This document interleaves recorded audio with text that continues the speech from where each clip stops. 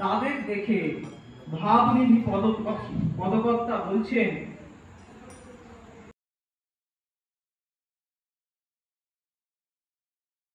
বললেন, ননদিনী, তোমার আদেশ আমি মাথা পেতে নেব, কিন্তু কে আমাকে নিয়ে যাবে?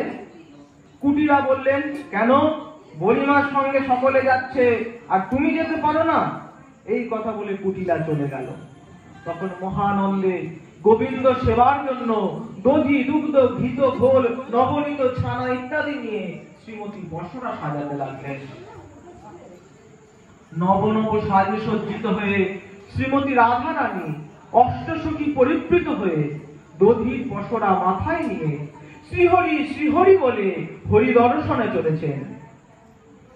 দধি, দুগ্ধ, ঘৃত, ঘোলে সাজায় বসরা, দধি, দুগ্ধ, ঘৃত, ঘোলে সাজায় বসরা, মথুরার দিকে চলে যত ব্রজমালা, মথুরার দিকে চলে যত ব্রজমালা, সারি সারি চলেছে, সারি সারি চলেছে, মাথায় বসরা লোকে সারি সারি চলেছে, মাথায় বসরা লোকে সারি সারি চলেছে, কৃষ্ণ নামের সারি গেয়ে সারি সারি চলেছে, কৃষ্ণ নামের ভার ধরে সারি সারি চলেছে, সারি সারি চলেছে, সারি সারি চলেছে, সারি চলিল, সারি চলিল, অসার সব করে কমল চলেছে, কমল চলেছে,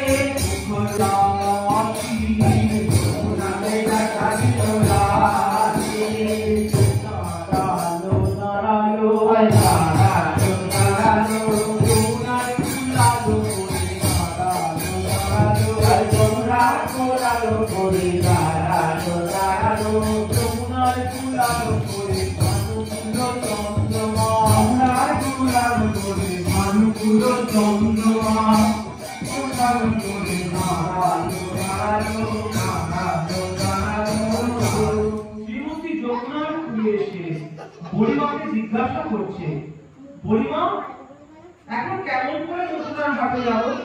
ঘাটে তো তুমি নেই। বুড়িমা বলছে, রাধে এখনই নাবিক নৌকা নিয়ে আসবে। কথা বলতে বলতে শ্রীমতী হঠাৎ দেখতে পেলেন অনেক দূরে যমুনার মাঝে একখানি তরী যেন একবার ভাসছে একবার ডুবছে। এই দেখে সখীদের দেখে বলছেন, দেখ দেখ সখী, বহু দূরে একখানে তরী দেখা যায়,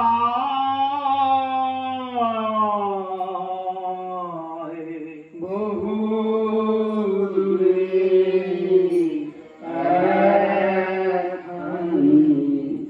তরী দেখা যায়,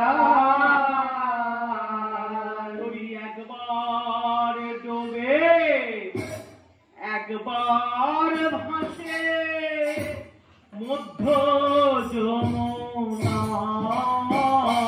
তরী